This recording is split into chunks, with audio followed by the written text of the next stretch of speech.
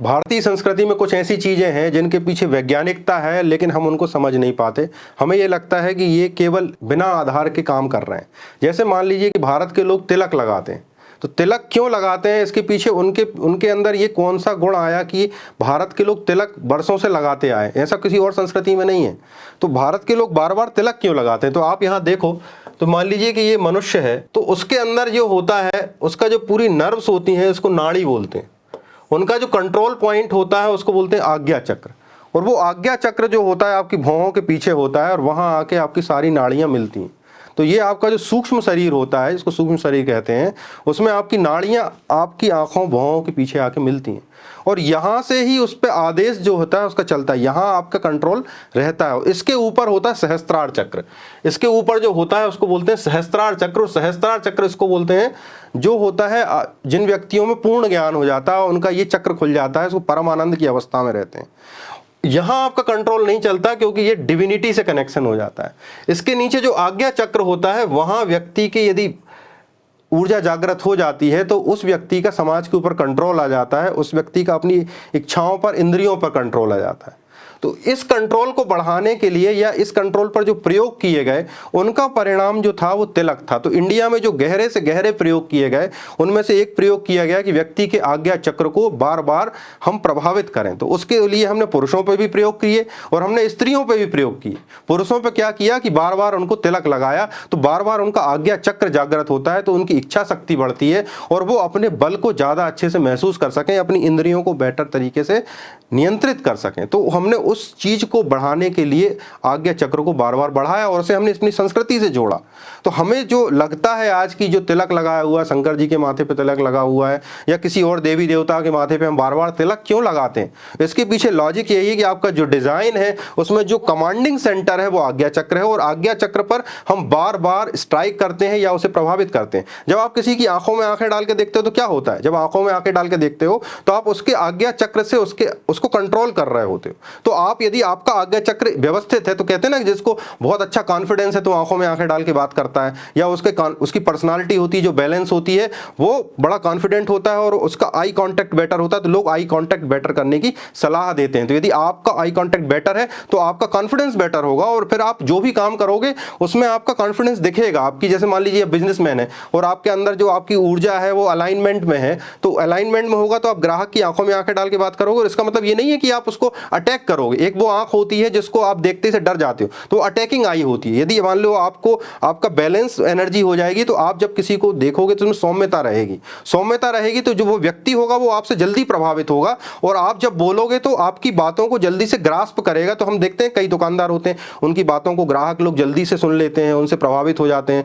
वो यदि सेल्समैन बैठा हो तो उस दिन सेल्स बढ़ जाती है, तो क्योंकि उसका जो एनर्जी लेवल होता है वो दूसरों को प्रभावित करता है। उस दिन के लिए वो दुकानदार दुकान से चला जाएगा तो दुकान की सेल गिर जाएगी, क्योंकि उसका जो आज्ञा चक्र होता है वो बैलेंस में आ गया है। और जब वो बात करता है तो उसकी बातों से लोग प्रभावित हो जाते हैं। तो ये बड़े बड़े लीडर होते हैं जिनको हम देखते हैं कि लाखों लोगों से जुड़ गए हैं, लाखों लोग उनकी बात मान रहे हैं, मोटिवेट हो रहे हैं। तो ऐसा नहीं है कि वो कोई महापुरुष है। महापुरुष क्यों है? क्योंकि उनका जो एनर्जी का अलाइनमेंट है, जो उनकी एनर्जी, बॉडी की एनर्जी है, वो एक तारतम्य में आ गई है। वो उनकी जब एनर्जी अलाइनमेंट में आ जाती है, तारतम्य में आ जाती है, तो वो जो अपनी बात कहते हैं वो प्रभावित तरीके से कह पाते हैं और लोग उन बातों को समझने लगते हैं और उन बातों से प्रभावित होने लगते हैं। तो धीरे धीरे उनको उन लोगों का बल मिलने लगता है, और धीरे धीरे देखते देखते हम कहते हैं ना कि एक छोटा सा आदमी था, फिर वो स्ट्रगल करते करते इतना बड़ा हो गया और आज वो मुख्यमंत्री बन गया, प्रधानमंत्री बन गया। बहुत छोटे लेवल से लोग उठ जाते हैं और ऊपर आ जाते हैं। क्यों हो जाते हैं? क्योंकि वो ऊर्जा के तल जो है उनके खुलते चले जाते हैं। ये कॉन्शियसनेस का विज्ञान है। कॉन्शियसनेस के विज्ञान को आप जितना समझोगे,